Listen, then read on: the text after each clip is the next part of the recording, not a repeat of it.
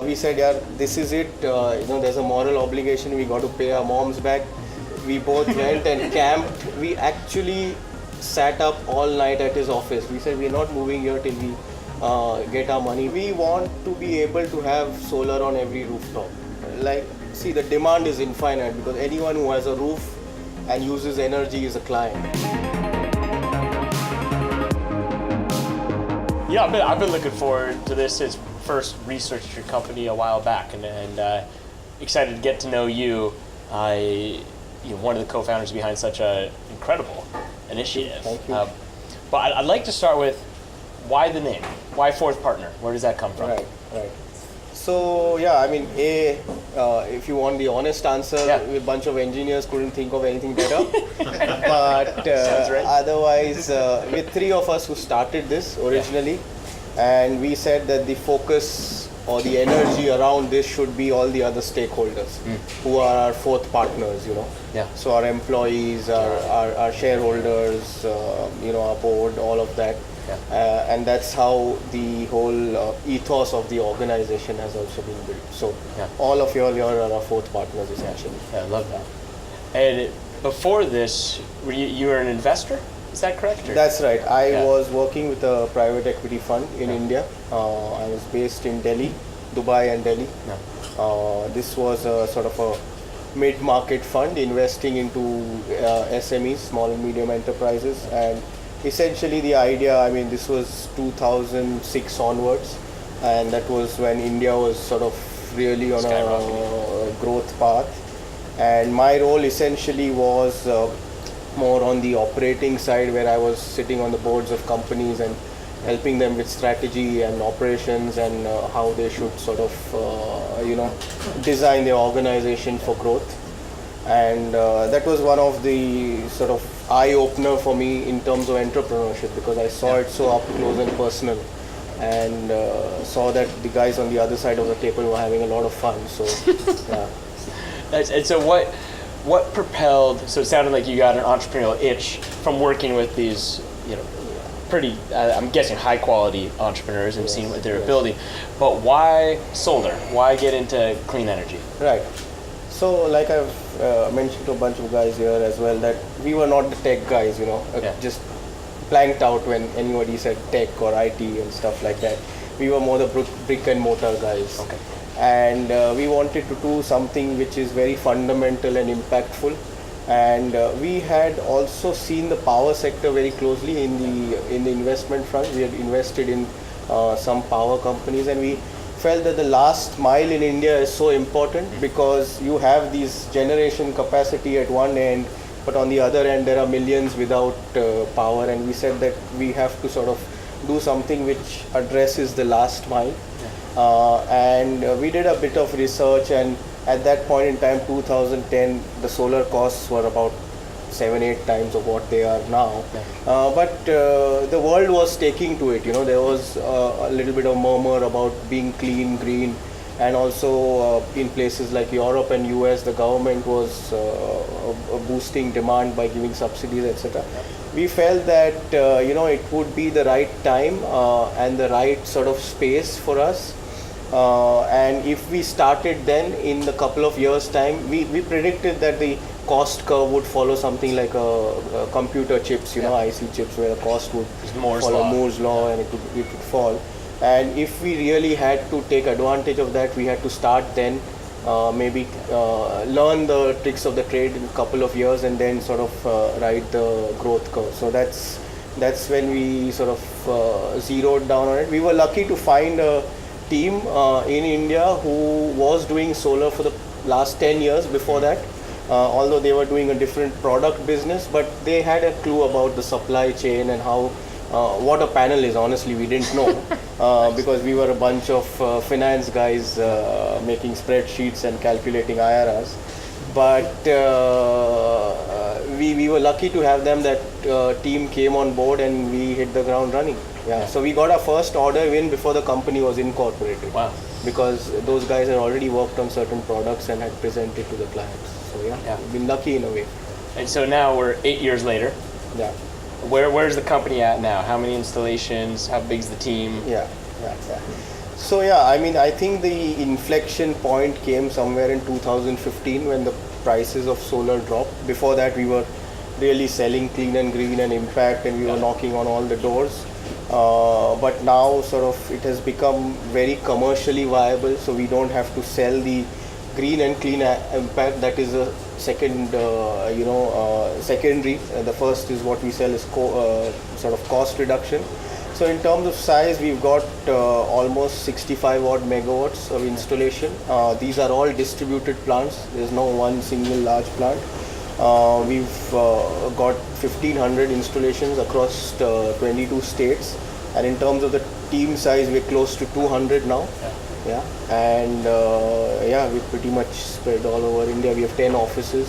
And So what did you get wrong going from the investor perspective and stepping into rapidly growing a startup into a growth stage company? What were you wrong about? No, so we, of course, we struggled initially, just to find the right segment. So like I said, we started with products, selling, you had D-Light here last year, and we were very much selling lanterns, but then quickly realized that that's not our forte, selling in the rural market. We had to do something where we had corporate connections because we were in the financial services industry. So we thought that we have to leverage our corporate connections and an area where eventually capital will become important, going down the line. And then sort of we moved from there, tried our hands at the large scale utility plants where the returns were just not there, money was not there to be made because that depended on the cost of capital. We almost sort of lost our shirt doing one of the projects where the guys didn't pay us, and that was almost 4 times the net worth at that point in time. So we had number of sleepless nights. We borrowed money from our family just to pay salaries and keep the company afloat. But post that, we sort of, better sense prevailed. We sort of took a step back and said, let's play on our strengths, and even if the growth is slightly slow, let's focus on what we eventually want to achieve, which is the distributed solar. So just zooming in on the hard part of that story where you almost lost your shirts and you had to borrow money from family. I mean, can you describe that a little bit? What was that like? How did you get through it? Right. So of course, as a startup company, people don't give you too many opportunities, right? And here came a company who had a fairly large order, and we went and we were talking to them and said, hey, I've got this very big order, would you like to subcontract it? And we like, wow, I mean, that's a great opportunity, we'll suddenly zoom up. And he gave it to us. Little did we know that he was offloading that to us because he didn't have the capital to build that. And we got so excited with the big order size that we said, like, let's scramble all our money and put it there. And then so there were 2 parts to the project. One he had to do and one we had to do. We finished our part, true to our word, and we had to prove ourselves. And the second part, he just delayed it, and his client didn't pay him, and because of which he didn't pay us. And then we kept waiting and waiting and waiting, and it didn't come. It came to a point where sort of and we couldn't do more business because the working capital had dried up, and we couldn't pay salaries at that point in time. So how big was the team? The team was about 30 odd people then. Sorry. So we were actually desperate. So my partner went to his mom, I went to my mother. We said, we are in these dire straits. Give us money for 2 months' salaries. You guys all went to your moms? Yes. Who else has gone to their mom to bridge? I have to. Look, moms are, they're sweet. Sorry. So we went that, and then that was such with such a heavy heart, Of course, it's not easy. You go there, and then sort of we said, this is it. There's a moral obligation. We got to pay our moms back. We both went and camped. We actually sat up all night at his office because that guy wouldn't come to office. We said, we're not moving here till we get our money. We went there. He of course didn't give us the money, but he gave us some products instead. And that products then we sold out in the market and recovered some parts of our money. But then after that sort of got easier, and Yeah. sometimes you get over that hump and then things take off. So that was one moment. Yeah. And so how many megawatts did you say? 65, 65. on the ground, and by Yeah. the end of this year we should be 150 odd.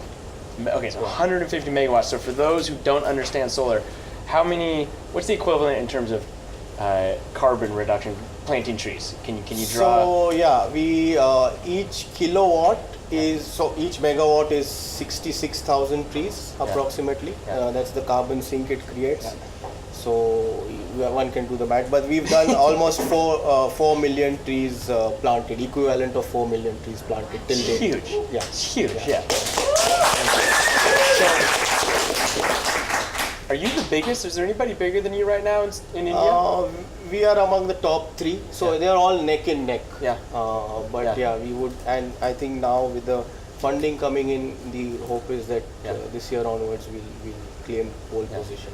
So, last question, which is, a lot of people would be satisfied with a lot less than what you've already achieved in terms of impact and scale. But I could tell you're just getting started. I mean, what's the vision for this? How big does it get? What's the impact you want to see in the world 10 years out?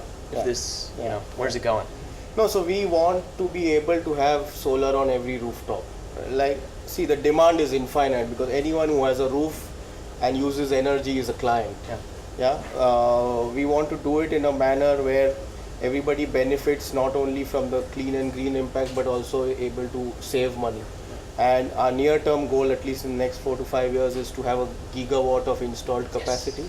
And just to put the numbers in perspective, India's total rooftop installations today are about a gigawatt, and we ourselves want to be that in the next 3 or 4 years. And hopefully, with friends here, try to look at other markets as well and accelerate that pace of growth. I don't think there's a person here who doesn't think you're going to do it. Saif, thank you Thank you very much.